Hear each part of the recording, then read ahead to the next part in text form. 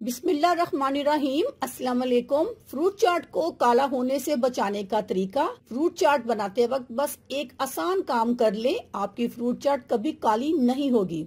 अगर आपकी बनाई हुई फ्रूट चाट भी ऐसी काली हो जाती है तो हमारा ये नुस्खा आजमाएं और अपनी फ्रूट चाट को काला होने से बचाएं। अक्सर खवातीन फ्रूट चाट को बनाकर फ्रिज में रख देती हैं और जब सर्व करती हैं तो उसकी रंगत काली हो जाती है और उसके जायके में भी फर्क आ जाता है। तो अपनी फ्रूट चाट को काला होने से बचाएं और मेरी ये टिप आजमाएं। इंशाल्लाह आपकी फ्रूट चाट ना तो कभी काली होगी और ना ही उसका जायका खराब होगा। तो टिप कुछ इस तरह से है। फ्रूट चाट को बनाते वक्त जब सारे फल काट लें और इन्हें एक प्याले में जमा कर दें तो साथ ही इसमें लीमू, थोड़ा सा नमक, 2 चम्मच दूध डालकर मिक्स कर दें। इस तरह फ्रूट चाट काली नहीं होगी। अगर आप किसी फल का रस भी इसमें शामिल कर दें तो जायके में फ्रूट चाट बहुत अच्छी हो जाएगी और कभी काली भी नहीं होगी। तो मेरी टिप को आजमाएं और अपनी फ्रूट चाट को मजेदार बनाएं। अल्लाह हाफिज।